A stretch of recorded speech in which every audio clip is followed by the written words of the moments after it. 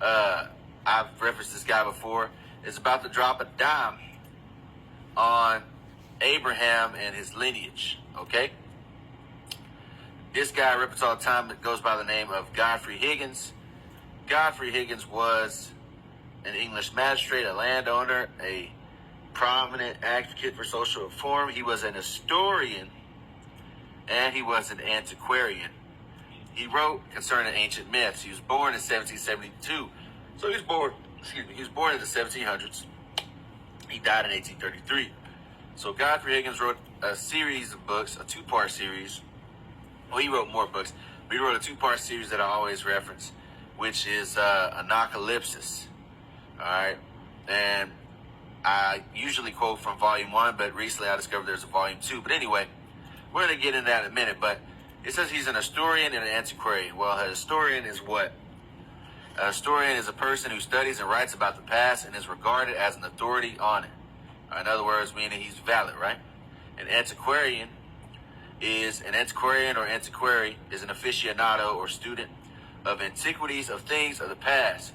More specifically, the term is used for those who study history with particular attention to ancient artifacts, archaeological and historic sites, or historic archives and manuscripts.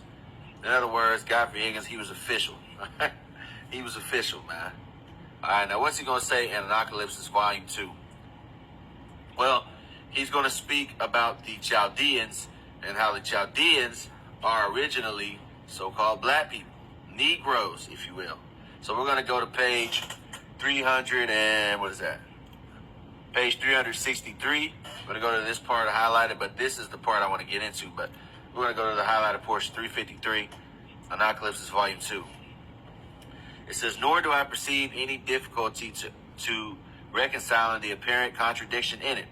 If we only oppose what may have readily happened, that the high science attained by the black Chaldeans, yeah, I like that in green, by the black Chaldeans was not discovered till the race had improved in form and faculty to the state in which we find the god Krishna. All right, the Negro. Now this is the part I'm going to, right? The Chaldeans. Now, some of you watching this, unfamiliar with who the Chaldeans are, you might say, what is this Negro talking about? What does this have to do with Abraham, the father of the faith found in the Bible? Well, I'll get to that in a minute. Now we're going to go to page 364, this highlighted portion, right? Actually, I'm going to read this first because I get this in my comments all the time and it makes me laugh. But he's going to say that the reason a lot of people discredit us when we say that we invented this or we did this or we was this culture is because the general consensus is that these Negroes can't do anything and they're just a bunch of,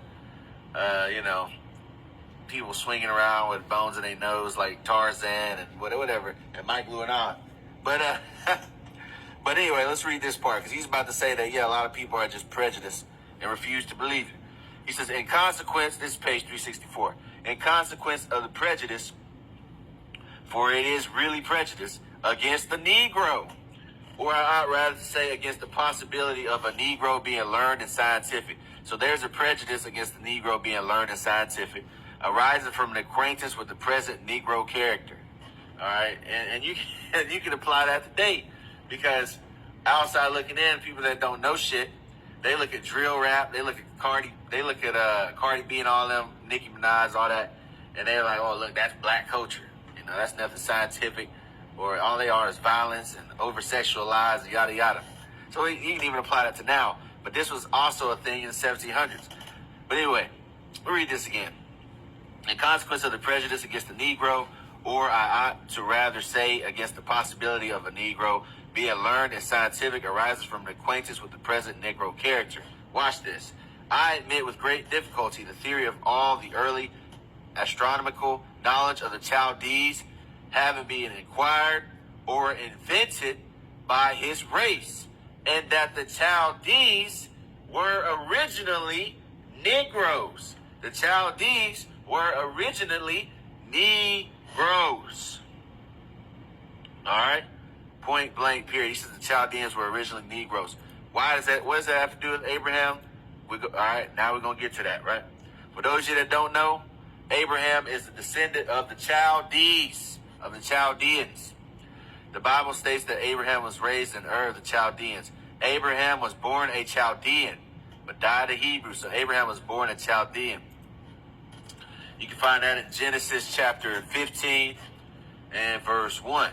After these things, the word of the Lord came unto Abraham in a vision, saying, Fear not, Abram, I am thy shield and thy exceeding great reward. You go to verse 7, Genesis 15 and 7, and he said unto him, I am the Lord that brought thee out of Ur of the Chaldees to give thee this land to inherit it. So Abraham is a descendant of the Chaldeans, and according to the historian Godfrey Higgins, the Chaldees were originally Negroes. Okay? In Genesis 11 and 31, it speaks on the Ur of the Chaldees as well. Genesis 11 and 31. And Terah was Abraham's father. And Terah took Abram his son, and Lot the son of Haran his son's son, and Sarai his daughter-in-law, and his son Abram's wife, and they went forth with them from Ur of the Chaldees to go into the land of Canaan, and they came unto Haran and dwelt there. Nehemiah 9 and 7. Thou art the Lord thy God, thou art the Lord Yahweh thy God, the God who didst choose Abram and broughtest him forth out of Ur of the Chaldees and gavest him the name Abraham. So we know for a fact that Abraham has ties to the Chaldees. He is a descendant of the Chaldeans. Okay? Joshua 24 speaks about Terah. Terah worshiped, which is once again Abram's father. Terah was a worshiper of the Chaldean gods, but Abram was pulled out of that ideology, that idolatry practice. All right, but we're going to prove that Terah was into Chaldees pagan worship. Joshua chapter 24. And Joshua gathered all the tribes of Israel to Shechem and called for the elders of Israel and for their heads and for their judges and for their officers, and they presented themselves before God. And Joshua said unto all the people, Thus saith the Lord Yahweh God of Israel, your fathers dwelt on the other side of the flood in old time, even Terah, the father of Abraham, and the father of Nachor, and they served other gods. All right, but we know what? The Lord chose Abram, the son of Terah. They chose Abraham, right? Now, there's a similar practice to this, like you have Adam. Like you go do it Adam and Eve. Well, Adam actually had parents. I'll probably do a video right after this on that. For those of you that don't know, Adam was not the first man on the earth. I'll do a video on that. And he had parents, but what? The Most High was dealing with who? Most High was dealing with Abraham. All right, then when when Abraham had Ishmael, the Lord was dealing with Isaac. All right, then out of Jacob and Esau, the Lord was dealing with Jacob. So there's always been preferential treatment shown, divine favor shown, grace shown to certain individuals. All right, just wanted to bring that out there.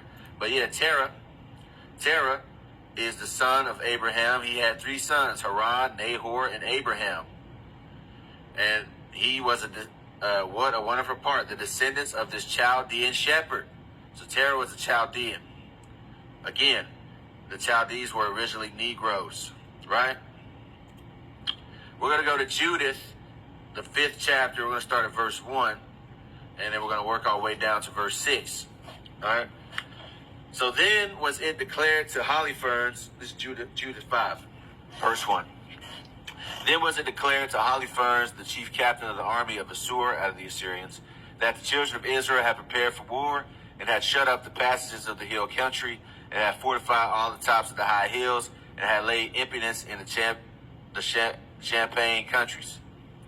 Wherewith he was angry and called all the princes of Moab and the captains of Ammon and all the governors of the sea coast. So he had a meeting. All right, he had to sit down. All right, the Assyrian general had to sit down with the Ammonites and the Moabites and some other people too. And he said unto them, Tell me now, you sons of Canaan, who this people is that dwelleth in the hill country, and what are the cities that they inhabit, and what is the multitude of their army, and wherein is their power and strength, and what king is set over them or captain of their army? And why have they determined not to come and meet me more than all the inhabitants of the west? And that shows you that the Israelites, man, it's just our nature to refuse to be a part of, at least the ones that seek after righteousness. We refuse to be a part of everybody else's shit. All right, I don't care if everybody's going the left way. I'm going the right way, man. I don't care about none of that. All right, I don't care if they got